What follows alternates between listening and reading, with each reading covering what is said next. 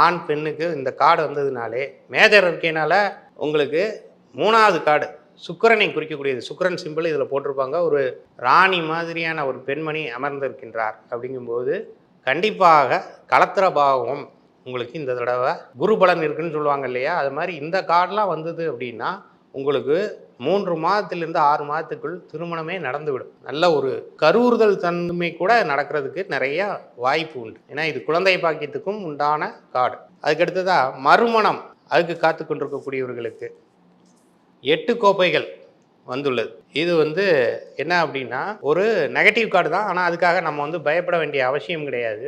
பைரவர்லேயே ஒரு 8 பைரவர் கோயிலுக்கு நீங்கள் இந்த வருடத்தில் சென்று 8 தேய்பிரை அஷ்டமியாவது நீங்கள் தரிசனம் செய்தீர்கள் என்றால், இப்போ தாடிக்கொண்டு அந்த மாதிரியான பைரவர் கோயில்லாம் இருக்கும். தேய்பிரை அஷ்டமி, வளர்பிறை அஷ்டமி 2யும் சேர்த்து ஒரு 8 அஷ்டமிக்கு பைரவர் கோயிலுக்கு போய் ஒரு நெய் விளக்கோ, எண்ணெய் தீபமோ, தேங்காய் தீபமோ, பூசணிக்காய் தீபமோ போட்டிங்கன்னா உங்களுக்கு அந்த மறுமணம் கண்டிப்பாக நடந்துவிடும்.